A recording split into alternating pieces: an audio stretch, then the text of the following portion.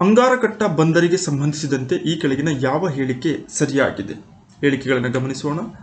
ಇದು ಉಡುಪಿ ಜಿಲ್ಲೆಯಲ್ಲಿದೆ. ಇದನ್ನು ಮೀನುಗಾರಿಕೆ ದೋಣಿಗಳಿಗಾಗಿ ಬಳಸುತ್ತೇವೆ. ಇದು ಸೀತಾ ನದಿಯ ದಡದಲ್ಲಿದೆ. 4ನೇ ಆಯ್ಕೆ ಮೇಲಿನ ಎಲ್ಲವೂ. ಅಂಗಾರಕಟ್ಟ ಬಂದರಿಗೆ ಸಂಬಂಧಪಟ್ಟಂತಹ ಹೇಳಿಕೆಗಳಲ್ಲಿ ಸರಿಯಾದದ್ದು ಮೇಲಿನ ಎಲ್ಲವೂ. ಈ ಕೆಳಗಿನ ಯಾವ ದೇಶವು ಭಾರತದೊಂದಿಗೆ ಗಡಿಯನ್ನು ಹಂಚಿಕೊಂಡಿಲ್ಲ? ಬಾಂಗ್ಲಾದೇಶ, ಭೂತಾನ್, ತಜಿಕಿಸ್ತಾನ್ ಹಾಗೆಯೇ ನೇಪಾಳ. ಇವುಗಳಲ್ಲಿ ಭಾರತದೊಂದಿಗೆ ಗಡಿಯನ್ನು ಹಂಚಿಕೊಳ್ಳದಿರುವ ಅಥವಾ ನೆರೆಹೊರೆಯ ದೇಶಗಳಲ್ಲಿ ತಜಿಕಿಸ್ತಾನ್ ಭಾರತದೊಂದಿಗೆ ಗಡಿಯನ್ನು ಹಂಚಿಕೊಳ್ಳದೇ ಇರುವಂತಹ ದೇಶವಾಗಿದೆ. ಭಾರತ ಸರ್ಕಾರವು ಯುದ್ಧವಾಗಲಿ ಅಥವಾ ಶಾಂತಿಯಾಗಲಿ ಯಾರ ಹೆಸರಿನಲ್ಲಿ ಘೋಷಣೆ ಮಾಡುತ್ತೆ? ವಿದೇಶಾಂಗ ಇಲಾಖೆ, ರಾಷ್ಟ್ರಪತಿ, ಲೋಕಸಭೆ, ಭೂಸೇನೆ, ವಾಯುಸೇನೆ ಮತ್ತು ನೌಕಾಸೇನೆಗಳು ಒಟ್ಟಾಗಿ ಸೇರುವಂಥದ್ದು. ಇದಕ್ಕೆ ಸರಿ ಉತ್ತರ ರಾಷ್ಟ್ರಪತಿಗಳು. ಸಂಸತ್ತು ನಿರ್ಧಾರವನ್ನು ತೆಗೆದುಕೊಂಡರೂ ಸಮೇತ ಆ ಎಲ್ಲ ನಿರ್ಧಾರಗಳು ರಾಷ್ಟ್ರಪತಿಯವರ ಹೆಸರಿನಲ್ಲಿ ಆಗ್ತವೆ. ಹಾಗಾಗಿ ಯಾವುದೇ ಒಂದು ದೇಶದ ಮೇಲೆ ಯುದ್ಧ ಆಗಿರಲಿ ಅಥವಾ ಯುದ್ಧ ನಡೆದ ನಂತರ ಶಾಂತಿಯಾಗಿರಲಿ, ಈ ಎಲ್ಲ ಪ್ರಕ್ರಿಯೆಗಳು ಸಮೇತ ರಾಷ್ಟ್ರಪತಿಯವರ ಹೆಸರಿನಲ್ಲಿ ಜರುಗುತ್ತವೆ.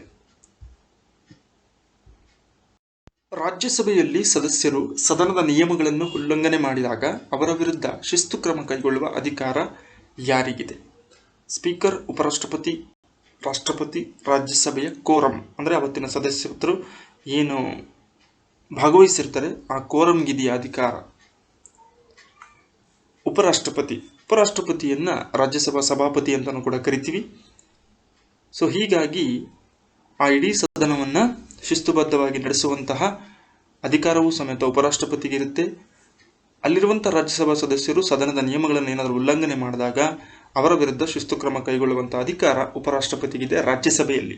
ಆದರೆ ಲೋಕಸಭೆಗೆ ಬಂದಾಗ ಲೋಕಸಭಾ ಸ್ಪೀಕರ್ಗೆ ಈ ಅಧಿಕಾರ ಇರುತ್ತೆ.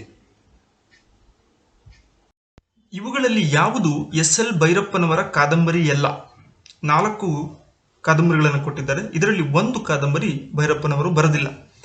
ನಾಯಿ ನೆರಳು, ಮರಳಿ ಮಣ್ಣಿಗೆ, ಭಿತ್ತಿ, ಮತದಾನ. ಇದರಲ್ಲಿ ಮರಳಿ ಮಣ್ಣಿಗೆ ಎಸ್.ಎಲ್. ಭೈರಪ್ಪನವರ ಕಾದಂಬರಿ ಅಲ್ಲ. ನಾಯಿ ನೆರಳು, ಭಿತ್ತಿ, ಮತದಾನ ಇವು ಎಸ್.ಎಲ್. ಭೈರಪ್ಪನವರ ಕಾದಂಬರಿಗಳಾಗಿದ್ದು, ಮರಳಿ ಮಣ್ಣಿಗೆ ಶಿವರಾಮ ಕಾರಂತರವರ ಪ್ರಸಿದ್ಧ ಕಾದಂಬರಿಯಾಗಿದೆ. ಈ ಕೆಳಗಿನವುಗಳಲ್ಲಿ ಯಾವ ಹಿಮಾಲಯ ಪರ್ವತ ಶ್ರೇಣಿ ಭಾರತದಲ್ಲಿದೆ? Nanda Devi, Dhavalagiri, Annapurna, Mount Everest. ಇದರಲ್ಲಿ ಭಾರತದಲ್ಲಿ ಕಂಡುಬರುವಂತಹ ಹಿಮಾಲಯ ಪರ್ವತ ಶ್ರೇಣಿಯ ಒಂದು ಭಾಗ ನಂದಾದೇವಿ ಆಗಿದೆ. ಉತ್ತರಾಖಂಡ್ ರಾಜ್ಯದಲ್ಲಿ ಈ ಒಂದು ಪರ್ವತ ಶ್ರೇಣಿಯನ್ನು ನಾವು ಕಾಣ್ತೇವೆ. ಇನ್ನುಳಿದಂತೆ ಧವಳಗಿರಿ, ಅನ್ನಪೂರ್ಣ, ಮೌಂಟ್ ಎವರೆಸ್ಟ್ ನೇಪಾಳ ದೇಶದಲ್ಲಿ ಕಂಡುಬರುವಂತಹ ಹಿಮಾಲಯ ಪರ್ವತದ ಭಾಗಗಳಾಗಿದ್ದಾವೆ ಅಥವಾ ಪರ್ವತ ಶ್ರೇಣಿಗಳಾಗಿದ್ದಾವೆ. ಈ ಕೆಳಗಿನವುಗಳಲ್ಲಿ ಯಾವುದು ಭಾರತದಲ್ಲಿ ಮ್ಯೂಚುವಲ್ ಫಂಡ್ಗಳನ್ನು ನಿಯಂತ್ರಿಸುತ್ತದೆ? RBI, ಸೆಬಿ, ನಬಾರ್ಡ್, ಆಂಪಿ. ಸರಿ ಉತ್ತರ SEBI. Stock exchange board of India ಎನ್ನುವಂಥ ಸಂಸ್ಥೆ ಏನಿದೆ ಇದು ಭಾರತದಲ್ಲಿ ಮ್ಯೂಚುವಲ್ ಫಂಡ್ ಅಥವಾ ಪಾರಸ್ಪರಿಕ ನಿಧಿಗಳನ್ನು ಭಾರತದ ಬಂಡವಾಳ ಮಾರುಕಟ್ಟೆಯ ನಿಯಂತ್ರಕನಾಗಿ ಇದು ಕೆಲಸವನ್ನ ಮಾಡುತ್ತದೆ. ಮೊಟ್ಟಮೊದಲ ಕೇಂದ್ರ ಸಾಹಿತ್ಯ ಅಕಾಡೆಮಿ ಪ್ರಶಸ್ತಿ ಪಡೆದ ಕನ್ನಡದ ಕವಿ ಯಾರು? ಕುವೆಂಪು, ರಂಶ್ರೀ ಮುಗಳಿ, ದ.ರಾ ಬೇಂದ್ರೆ, ವಿಕ್ರು ಗೋಕಾಕ್. ಸರಿಯಾದ ಆಯ್ಕೆ ಕುವೆಂಪು. 1955ರಲ್ಲಿ ಶ್ರೀ ರಾಮಾಯಣ ದರ್ಶನಂ ಕೃತಿಗೆ ಕನ್ನಡದಲ್ಲಿ ಮೊಟ್ಟಮೊದಲ ಬಾರಿಗೆ ಕೇಂದ್ರ ಸಾಹಿತ್ಯ ಅಕಾಡೆಮಿ ಪ್ರಶಸ್ತಿಯನ್ನ ಪಡೆಯುತ್ತಾರೆ. 1969ರಲ್ಲಿ ಎಚ್ ತಿಪ್ಪೇಸ್ವಾಮಿಯವರ ಯಾವ ಸಂಶೋಧನಾ ಗ್ರಂಥಕ್ಕೆ ಕೇಂದ್ರ ಸಾಹಿತ್ಯ ಅಕಾಡೆಮಿ ಪ್ರಶಸ್ತಿ ದೊರೆತಿದೆ? ಕರ್ನಾಟಕ ಸಂಸ್ಕೃತಿ ಸಮೀಕ್ಷೆ ಎನ್ನುವಂತಹ ಸಂಶೋಧನಾ ಗ್ರಂಥಕ್ಕೆ ಎಚ್ ತಿಪ್ಪೇಸ್ವಾಮಿಯವರಿಗೆ 1969ರಲ್ಲಿ ಕೇಂದ್ರ ಸಾಹಿತ್ಯ ಅಕಾಡೆಮಿ ಪ್ರಶಸ್ತಿ ದೊರೆಯಿತು. ಶಿವರಾಮ ಕಾರಂತರು ಎಷ್ಟನೇ ಕನ್ನಡ ಸಾಹಿತ್ಯ ಸಮ್ಮೇಳನದ ಅಧ್ಯಕ್ಷರಾಗಿದ್ದರು? 37ನೇ ಕನ್ನಡ ಸಾಹಿತ್ಯ ಸಮ್ಮೇಳನ ಮೈಸೂರಿನಲ್ಲಿ ಜರುಗುತ್ತೆ. ಅದರ ಒಂದು ಅಧ್ಯಕ್ಷತೆಯನ್ನ ಕನ್ನಡದ ಖ್ಯಾತ ಜ್ಞಾನಪೀಠ ಸಾಹಿತಿ ಶಿವರಾಮ ಕಾರಂತರು ಅಧ್ಯಕ್ಷತೆಯನ್ನ ವಹಿಸಿದ್ದರು. ಶರಣಸತಿ ಲಿಂಗಪತಿ ಎಂಬುದು ಈ ಕೆಳಗಿನ ಯಾವ ವಚನಕಾರ್ತಿಯ ಭಕ್ತಿಭಾವವಾಗಿದೆ? ನೀಡಿರುವಂತಹ ಆಯ್ಕೆಗಳಲ್ಲಿ ಅಕ್ಕ ಮಹಾದೇವಿ ಕನ್ನಡ ಮೊದಲ ಕವಯತ್ರಿ ಅಂತ ಕರಿತೀವಿ. ಇವರ ವಚನಗಳ ಒಂದು ಭಕ್ತಿಭಾವ ಏನಿದೆ ಶರಣಸತಿ ಲಿಂಗಪತಿ. ಯೋಗಾಂಗ ತ್ರಿವಿಧಿ ಎನ್ನುವಂಥದ್ದು ಇವರ ಪ್ರಮುಖ ಕೃತಿಯಾಗಿದೆ. ನಾಲ್ವಡಿ ಕೃಷ್ಣರಾಜ ಒಡೆಯರಿಂದ ರಾಜ ಸೇವಾಸಕ್ತ ಎಂಬ ಬಿರುದನ್ನು ಪಡೆದಂತಹ ಕನ್ನಡದ ಕವಿ ಯಾರು? BM ಶ್ರೀ ಕಂಠಯ್ಯ. ಪೂರ್ಣ ಹೆಸರು ಬೆಳ್ಳಾವೆ ಮೈಲಾರಯ್ಯ ಶ್ರೀಕಂಠಯ್ಯ ಎನ್ನುವಂಥದ್ದಾಗಿದ್ದು ಮೂಲತಃ ತುಮಕೂರು ಜಿಲ್ಲೆಯವರಾಗಿದ್ದಾರೆ. ಕನ್ನಡ ಸಾಹಿತ್ಯದ ಆಚಾರ್ಯ ಪುರುಷೋತ್ತಮ ಎಂತಲೂ ಕೂಡ ಕರೀತಾರೆ. ಗದಾಯುದ್ಧ ನಾಟಕಂ, ಅಶ್ವತ್ಥಾಮನ್ ಮುಂತಾದ ಪ್ರಸಿದ್ಧ ಕೃತಿಗಳನ್ನು ರಚನೆ ಮಾಡಿದ್ದು ನಾಲ್ವಡಿ ಕೃಷ್ಣರಾಜ ಒಡೆಯರ್ ಅವರಿಂದ ರಾಜ ಸೇವಾಸಕ್ತ ಎಂಬ ಬಿರುದನ್ನು ಪಡೆದಿದ್ದಾರೆ.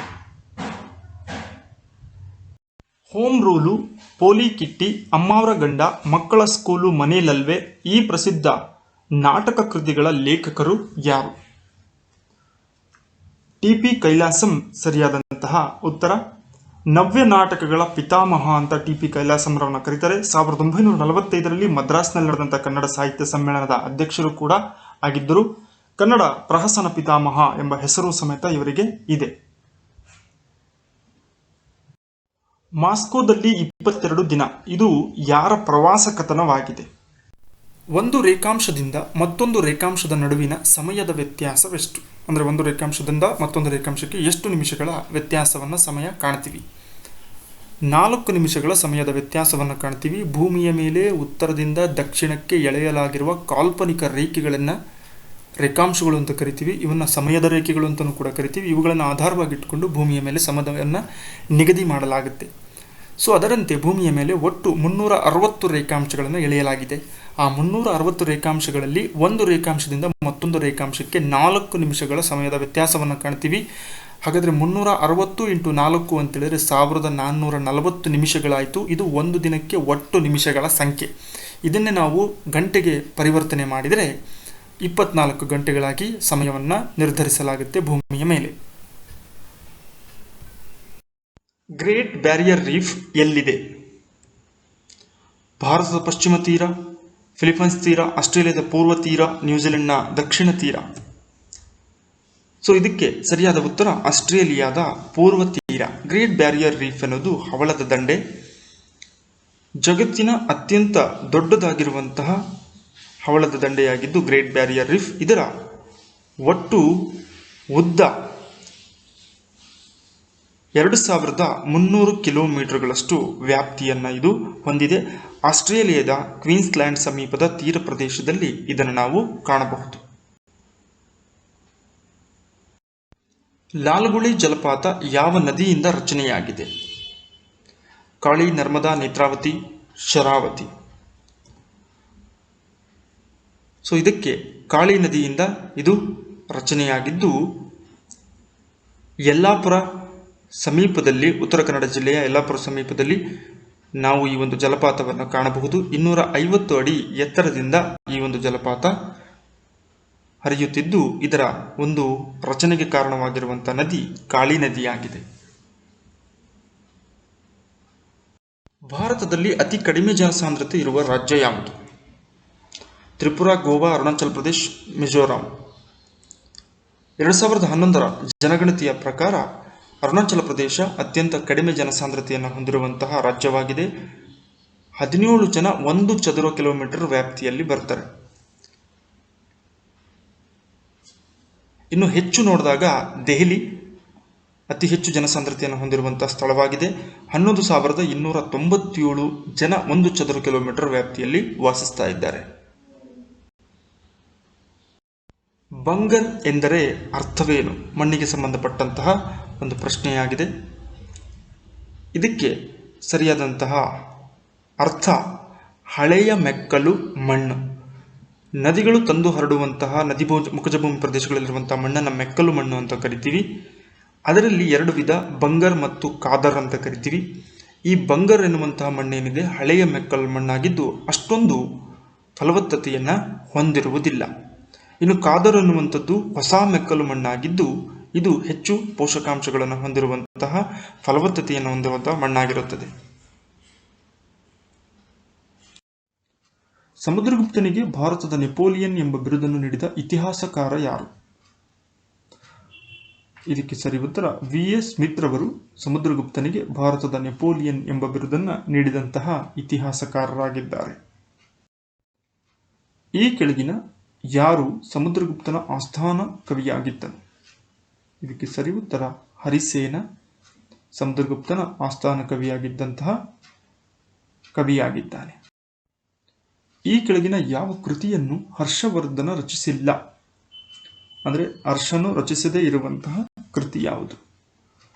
ಸರಿ ಉತ್ತರ ಹರ್ಷಚರಿತೆ. ಇದನ್ನು ಬಾಣಭಟ್ಟ ರಚನೆ ಮಾಡ್ತಾನೆ. ಇನ್ನುಳಿದಂತಹ ರತ್ನಾವಳಿ, ಪ್ರಿಯದರ್ಶಿಕ, ನಾಗಾನಂದ ಎಂಬ ಕೃತಿಗಳನ್ನು ಸ್ವತಃ ಹರ್ಷವರ್ಧನ ರಚನೆ ಮಾಡ್ತಾನೆ. ತಾನೇಶ್ವರದ ವರ್ಧನರ ಪ್ರಸಿದ್ಧ ಅರಸ ಹರ್ಷವರ್ಧನ. ಈತನಿಗೆ ಉತ್ತರಪತೇಶ್ವರ ಎಂಬ ಬಿರುದಿತ್ತು. ಈತನನ್ನು ಸೋಲಿಸಿದಂಥವನು ಕರ್ನಾಟಕದ ಖ್ಯಾತ ಅರಸನಾದಂಥ ಇಮ್ಮಡಿ ಪುಲಿಕೇಶಿ. ಸೋಲಿಸಿದ್ದರಿಂದ ದಕ್ಷಿಣ ಪತೇಶ್ವರ ಎಂಬ ಬಿರುದು ಇಮ್ಮಡಿ ಪುಲಿಕೇಶಿಗೆ ಬಂದಿತು. ನಮ್ಮ ಸಂವಿಧಾನದ ಈ ಭಾಗವನ್ನು ಐರಿಷ್ ಸಂವಿಧಾನದಿಂದ ಎರವಲು ಪಡೆಯಲಾಗಿದೆ. ರಾಜ್ಯ ನಿರ್ದೇಶಕ ತತ್ವಗಳೆಂದವೆ, directive principles of state policy. ಇವನ್ನು ನಾವು ಐರಿಷ್ ಸಂವಿಧಾನದಿಂದ ಎರವಲು ಪಡೆದು ನಮ್ಮ ಸಂವಿಧಾನದಲ್ಲಿ ಅಳವಡಿಸಿಕೊಂಡಿದ್ದೇವೆ. ಸಂವಿಧಾನ ಪರಿಹಾರ ಹಕ್ಕನ್ನು ಈ ವಿಧಿಯಲ್ಲಿ ಅಳವಡಿಸಲಾಗಿದೆ. ಆರ್ಟಿಕಲ್ 32 ಏನಿದೆ, ಇದು ಸಂವಿಧಾನಬದ್ಧ ಪರಿಹಾರ ಹಕ್ಕಿನ ಬಗ್ಗೆ ವಿವರಣೆಯನ್ನು ನೀಡುತ್ತದೆ. ಮಾನವ ಹಕ್ಕುಗಳನ್ನು ಘೋಷಿಸಿದ ಸಂಸ್ಥೆ ಯಾವುದು? UNO ಅಥವಾ ವಿಶ್ವಸಂಸ್ಥೆ, ಯುನೈಟೆಡ್ ನೇಷನ್ಸ್ ಆರ್ಗನೈಸೇಷನ್. ಇದು 1948ರಲ್ಲಿ ಮಾನವ ಹಕ್ಕುಗಳ ಸಾರ್ವತ್ರಿಕ ಘೋಷಣೆಯನ್ನು ಮಾಡಿತು.